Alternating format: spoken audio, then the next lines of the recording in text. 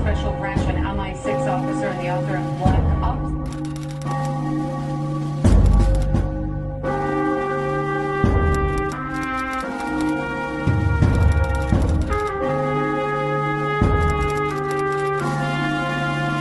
I was undercover for Special Branch in a jihadi organisation.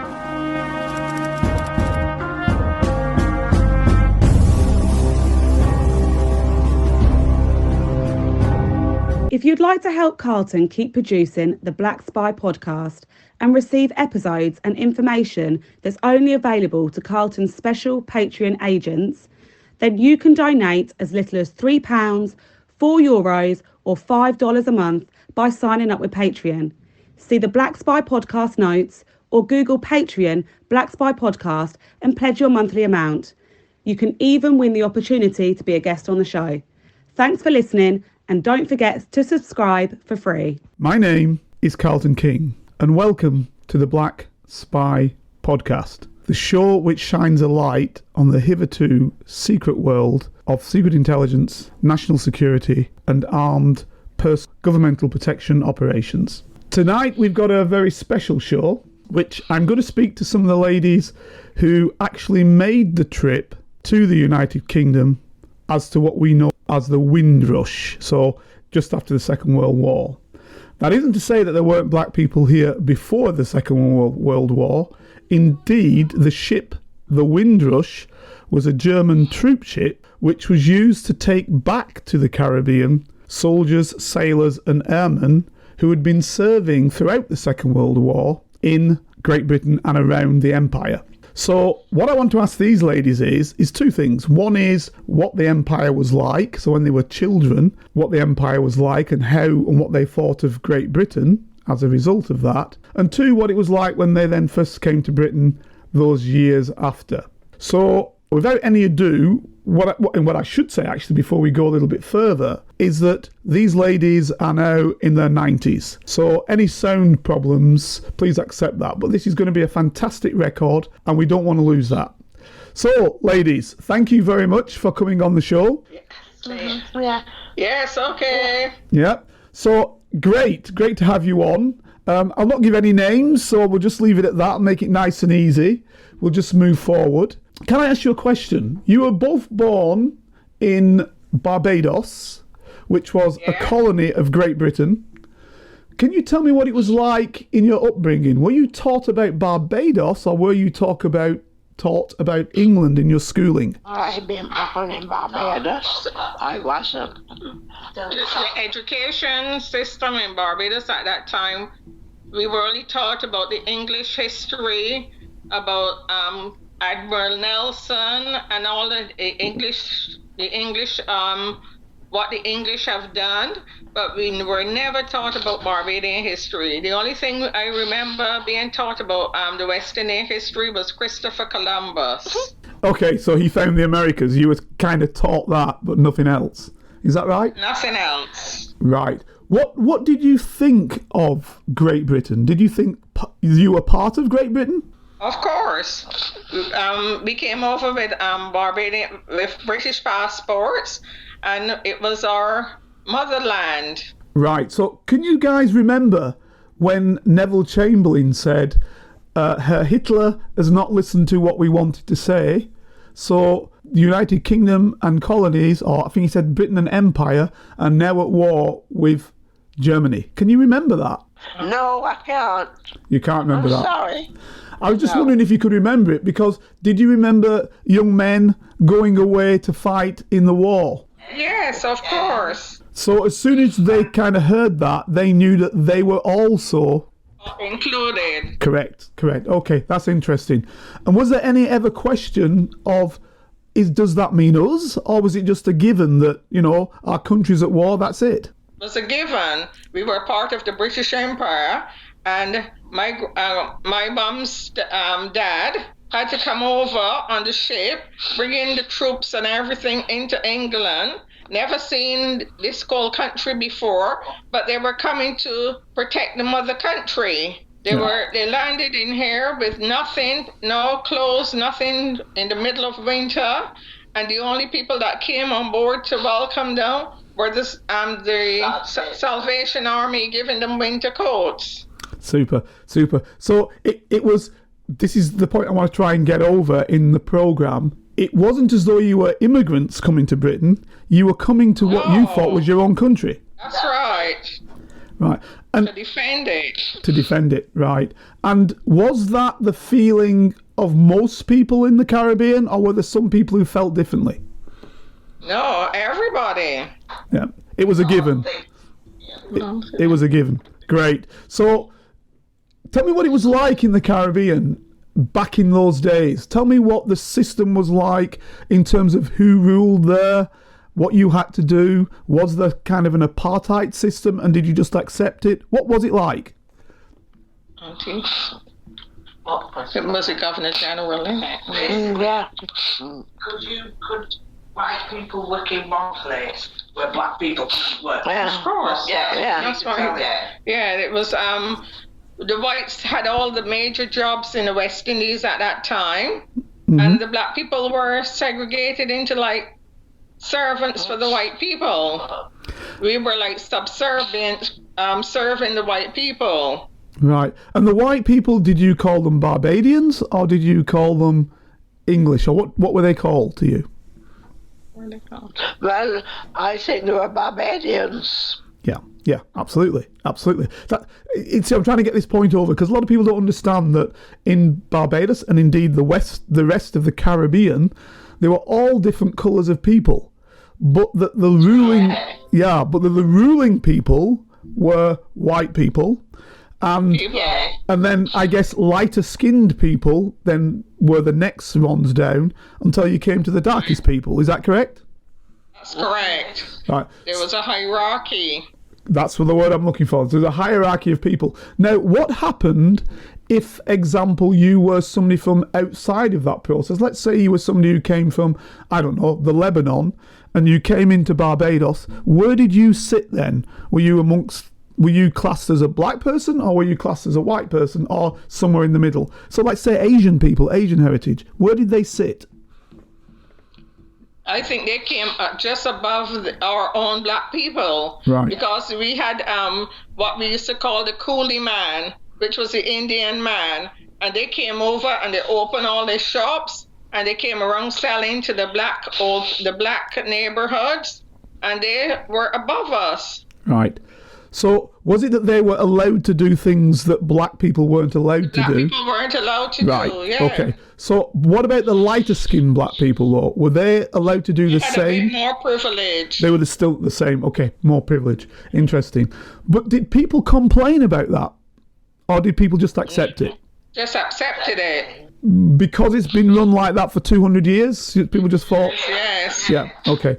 So this is the point I was trying to get to. So you've got that system where you are oppressed and you can only do certain things, but nevertheless, when the war is called, be it the First World War, Second World War, or even before that, the Napoleonic Wars, people automatically just went and thought, I've got to defend my country. Is that correct? That's right. That's correct. Right. So does that not seem strange to you now, or, in hindsight, or... Seems absurd. Yeah, so in hindsight it does.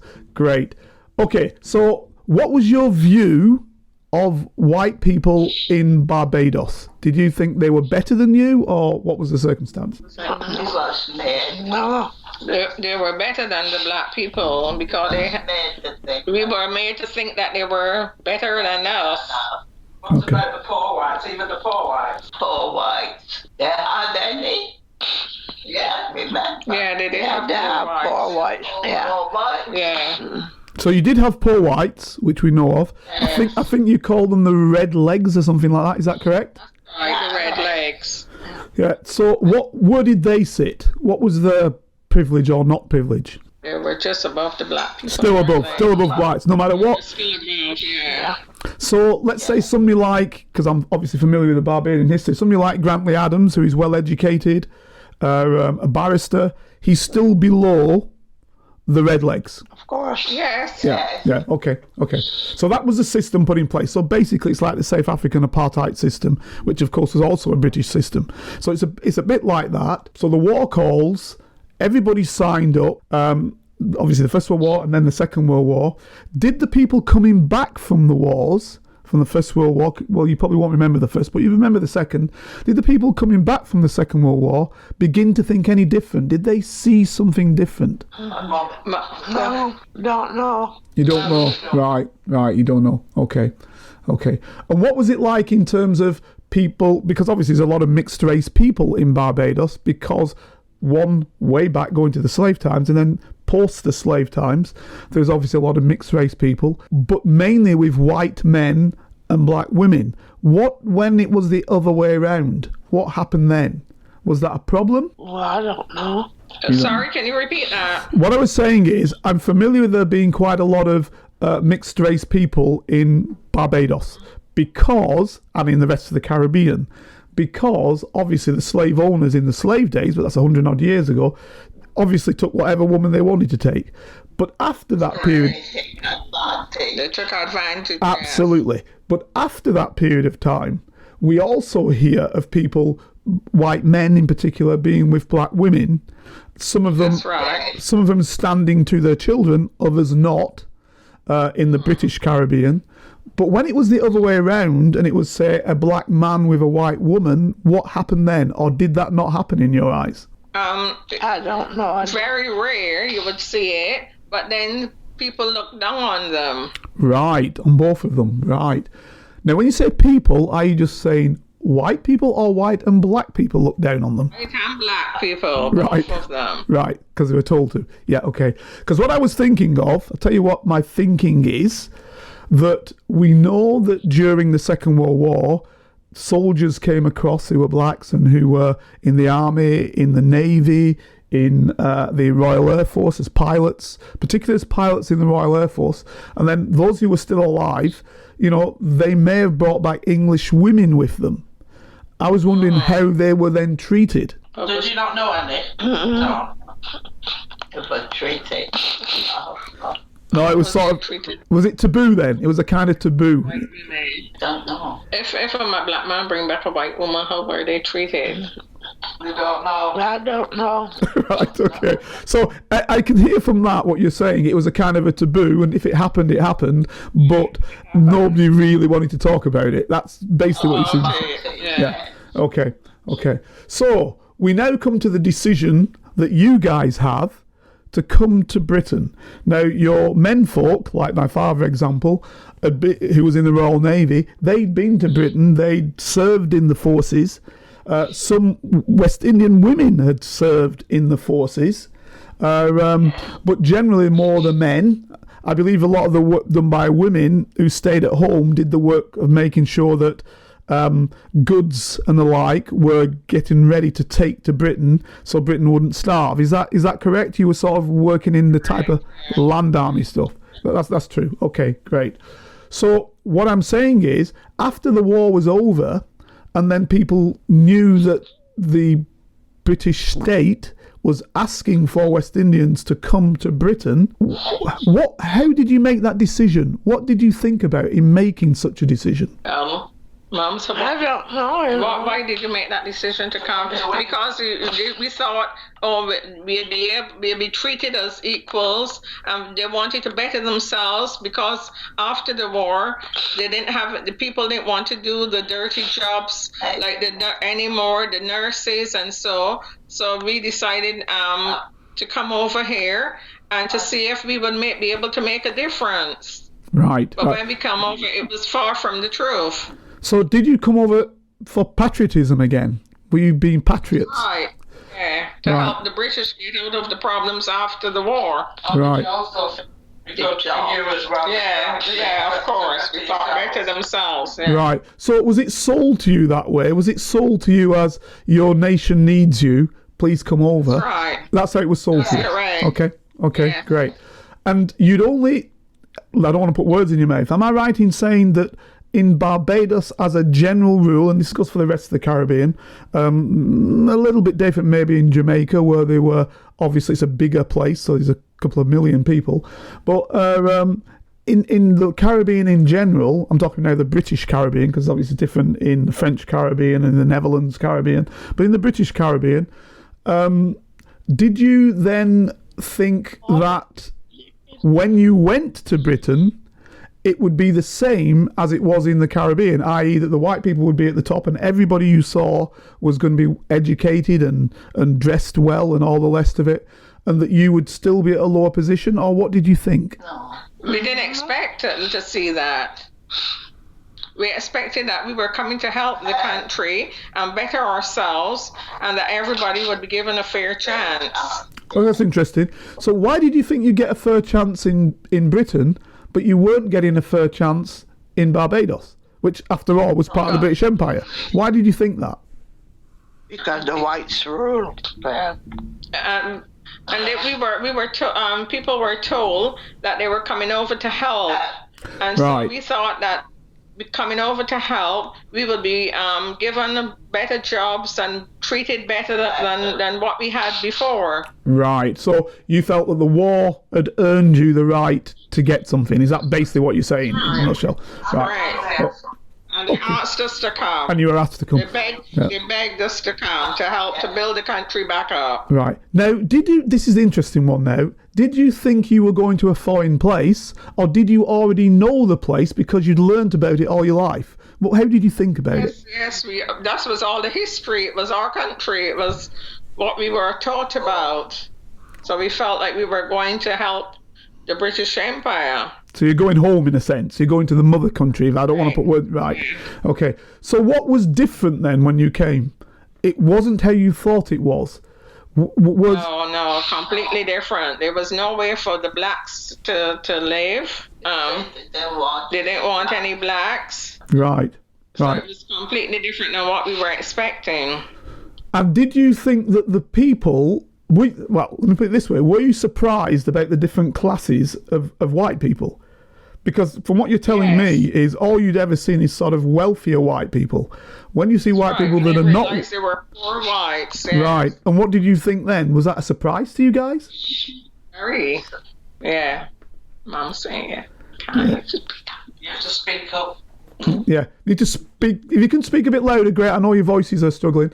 So basically, you for the first time had saw people who weren't as wealthy as you expected all British people to be. Is that correct? That's correct. Yeah.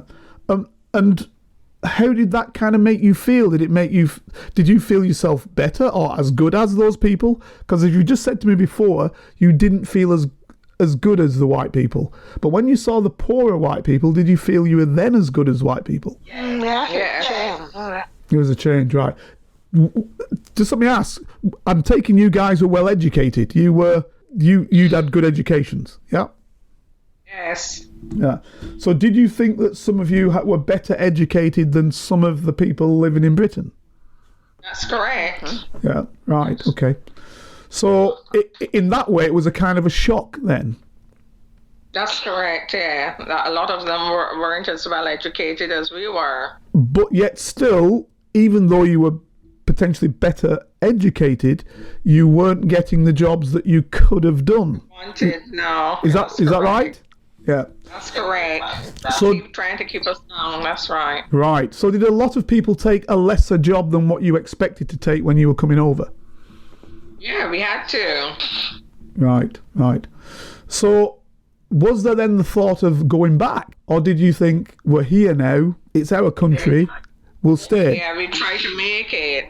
Right. What made you not want to go back, though? That's my big question. Well, it was just a struggle for the family to get us here in the first place, and we didn't want to disappoint the family who had a lot of hopes in us coming here to make a new life and to help the ones back home. So we thought, well, we'll try to make something out of it and do the next best thing for our families. Right, so basically what you're telling me is it was the brightest and the best who went to Britain, and the ones who couldn't make it, couldn't afford it, stayed back in Barbados. Right, okay, interesting. So there was this thing of, I've now done it, let's make it happen. That's correct. Right, and of course it wasn't only that Barbadians or other West Indians were going to Britain, they were also going to Canada, they were also going to the United States and places like that. So I guess a lot of emigration now to countries like Canada and the United States. Now Canada obviously was also an imperial country, of the British Empire, so I guess people who went there felt at home. But the United States was completely different. So what made your decision when the offer was there maybe to go to the US as to go to Britain? Did you guys ever think of saying, oh, I'm going to go to the US or I'm going to go to Canada? No, because we had a more of affiliation with the British. Right. Okay. That's an interesting... All the governor generals, everything that we were taught about school was about the British. And of course, you came on British Like passports, going yeah? home. Yeah. Yes, that's right. And we had British passports, so it was easier. Yes, you all had British passports, absolutely. Yeah. So, and then you come to this strange land, which isn't what you thought it was. You knew it was cold because you'd been educated, but you never felt it. You never felt the cold. So what was that like, feeling the cold? For the first time. The cold, Phyllis? Feeling the cold for the first time, what was that like? Scary. Because the reason why I'm asking you that, because I'm familiar that the worst housing was provided, and obviously some of that housing didn't have good heating or anything in it. So what would that be like for you guys? It's terrible. It's terrible. Right. Speak a bit louder. Yeah.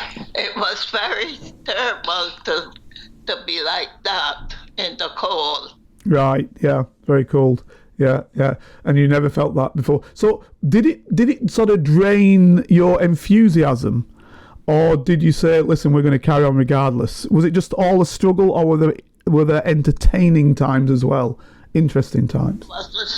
It was a struggle for us. All the way through? Yeah. Yes. Yeah, okay. Yeah.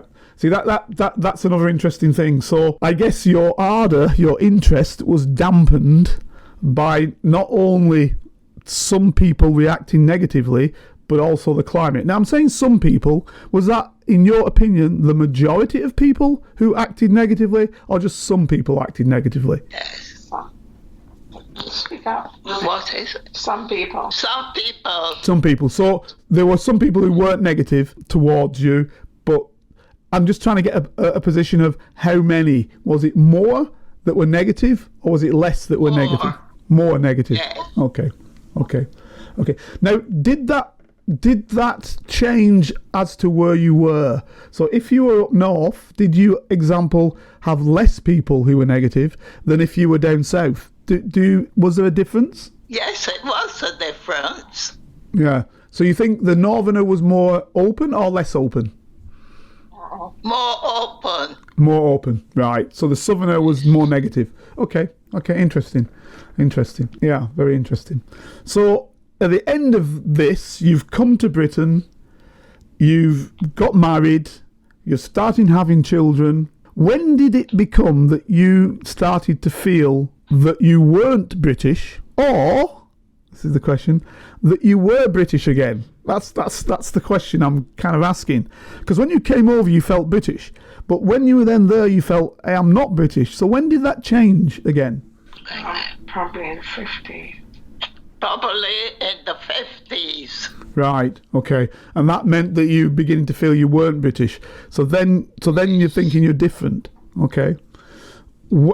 Have you, since the 50s, begun to feel British again? Or are you always feeling like a stranger and that it's not your homeland? Which is it? Like a stranger. Right, okay. It's interesting because the generation under that, for me, example, I'm feeling kind of British. I'm feeling British. But I guess you guys who've seen something different, you were British when you came over and felt it because you were patriotic, but all of a sudden you changed because of the way the people were towards you. But Yes, that's right. But you never got that British feeling back then? No, never. You never got it back? That's a shame. That is a hell of a shame. Right, interesting. Let's say we're now in the 60s. What's the change between the 60s and the 40s and 50s when you came? Was it better? It is better now. Right. So the 60s were becoming better, yeah? Yes. Right. When did it get to the point where you think, or is it a point where you think that it's actually quite good, that racism was much lesser and you could then kind of hold your head up high? When did you get to that point? No, still not. Still not there. Still not there. Okay. Yeah. But I would imagine it's clearly better than what it was when you first came. Yeah. Oh, yes, sure. Yeah. But it's still a ways to go, is what you're saying. Yeah. Yes. Yes. Now, again, I'm wondering whether that's related to where you live. I'm wondering if there's a big divide between the north and the south, or perhaps London and the rest. I'm just wondering. It was. It was. I mean, can you just give me some of your first recollections when you came? How did you get a job? How did that work? How did you get a home then? Because you couldn't get one to start off with. How did all that work for you? Can you just explain that to me? Well, a lady told me about the job Yeah. in a factory, Yeah. and I started to work there, Yeah. and then I was meant to get check out from the job Right. Why was that? because I was not being mixed with the white people.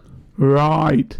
They didn't want you to mix then. Is that what it was, or you didn't want to mix? They didn't want me to mix. Right. The white people had the better jobs, and they give me rubbish to work there. Right. So what did you do? What could you do about that? You just had to leave? I had to leave.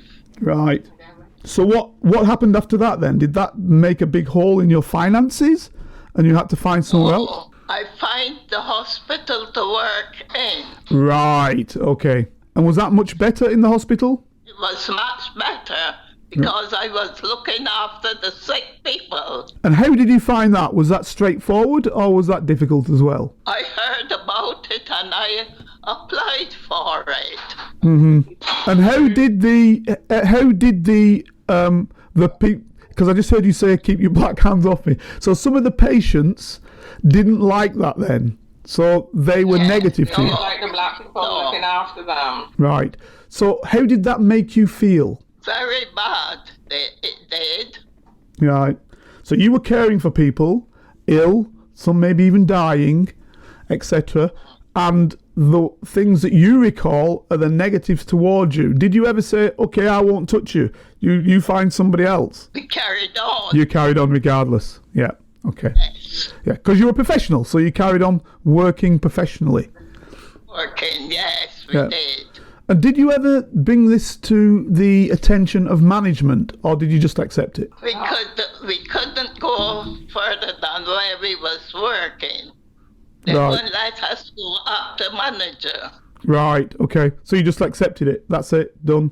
Yes, we had to. So do you think that had you have had a fair crack at the whip, you would have I been, did. you would have risen higher in your occupation? Yes, I did. Yeah. But you held down, you held back. Yes, I did. So if you look back, and you look back at the efforts which you carried out, you look back at your patriotism when you were in Barbados and what you were taught only to believe in the British Empire and to believe you were part of the British state. And then when the war happened and men folk went to war and ladies like yourself did their efforts in the country for the United Kingdom. When you look back at all that and then when you answered the call to come to Britain to help out in the system, you know, in the healthcare or wherever, do you feel it was a wrong move? Do you feel cheated? Or do you feel in the end it was worthwhile? It was worthwhile. It was worthwhile. Right, okay. So you feel progression. There was a progression there in the end. Yes, it was. It was a hard fight. It was a hard fight. Yeah. I mean, one of the things that I kind of want to get over on this relatively short session, which I have, because I generally do about 35 minutes and we're nearly up there. One of the things I wanted to get over was the fact that as far as you were concerned, you were not immigrants. Is that correct? No, that's correct. As far as you were concerned, you were, you know, citizens of the country, albeit the mother country was thousands of miles away. To you, it was your land, and you wanted to do the best you could for your land, even if the land didn't treat you that well. Am I saying it correctly? That's correct, yes. Yeah.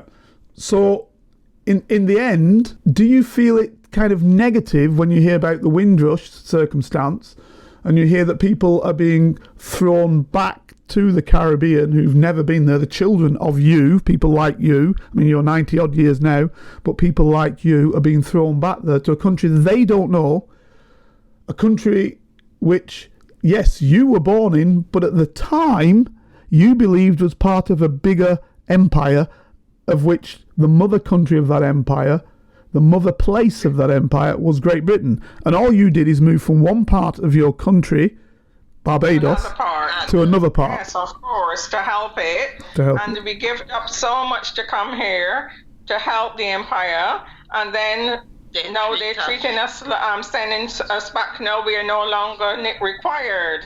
Right. We worked very hard. Worked very hard for little money in the freezing cold, and then to be saying, oh, you can go back now.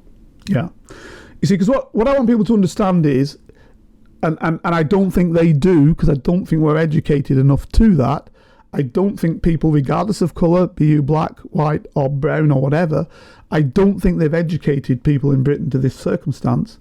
And this obviously goes the same for people who have Asian heritage, who were also part of that empire, right? What I think is that it's too easy to just turn around and say these people were immigrants, when these people put their lives on the line and worked for their country, as it was then and as it still is now if you live here. So I wanted to get that over. Is there anything you'd like to say to me that would finally say what you really want to say about your whole journey? I know you were pioneers, as I put it. You were people who went out and you know, went to a place. Yes, it was yours. Yes, you'd learnt all the history about it. Yes, you understood it. But nevertheless, it was still 5,000 miles away, and you went into the unknown, and you did the best you could for the land which you believed was yours. Is there anything you want to say to the people who may well be listening to explain that to them? Maggie, thanks. Not really. We worked so hard, and then we're treated like second-class citizens. And up to now, our people are still struggling. The educational system is so it was so biased in the early days. You weren't given opportunities that the others were given.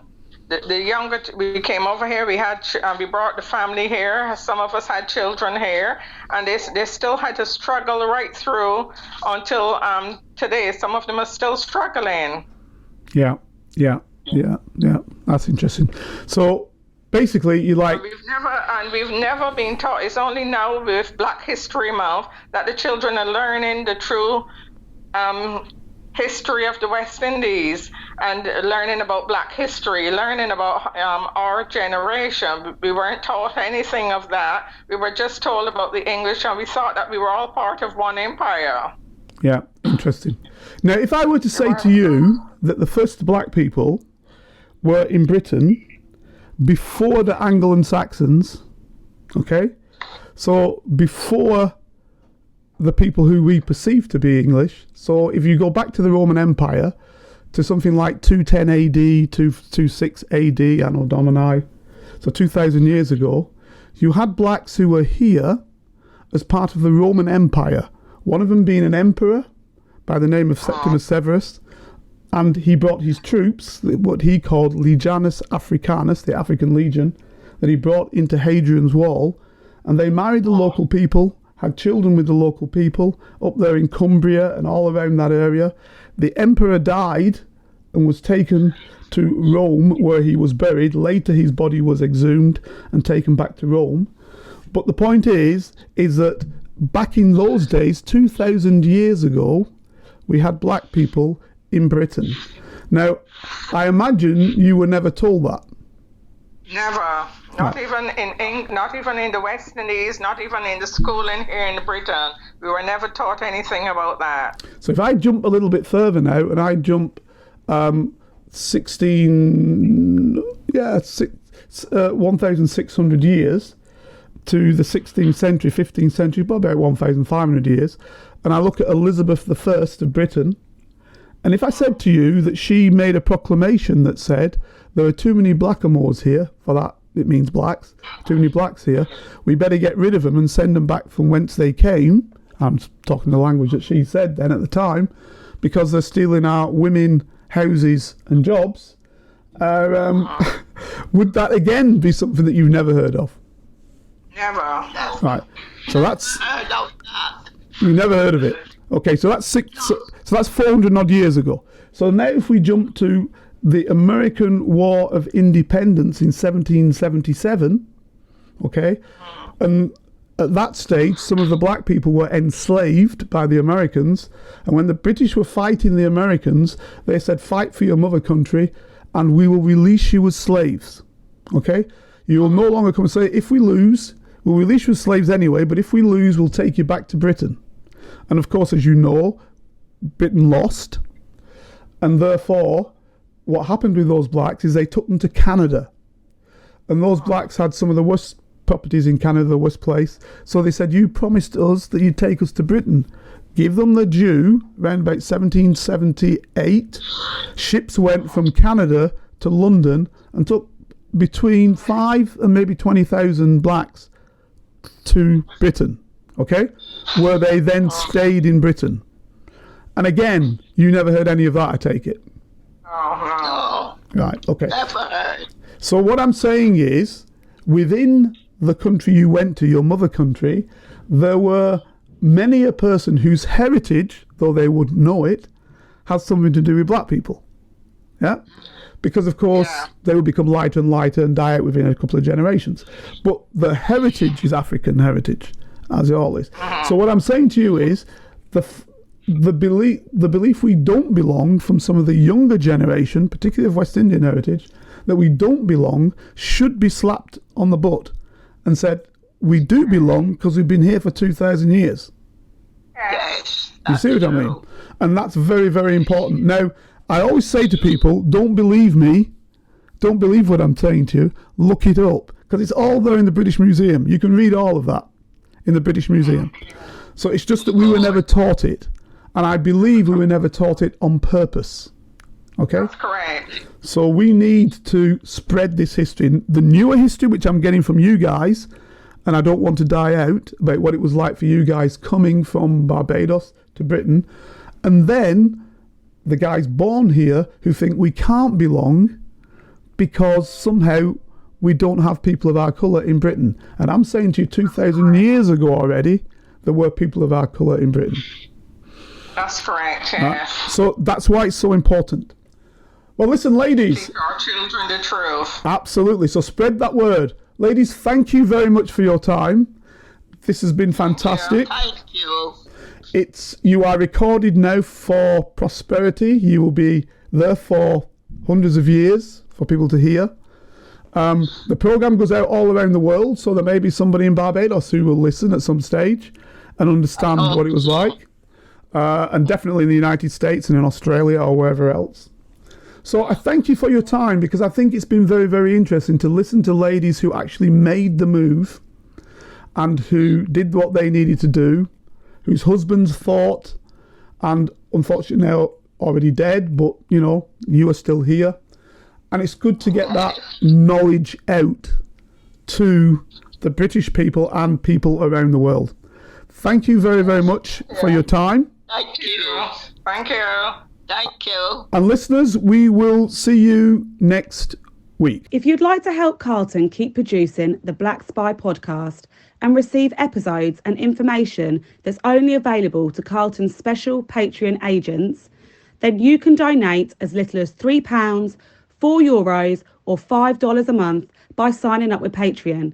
See the Black Spy podcast notes or Google Patreon Black Spy podcast and pledge your monthly amount.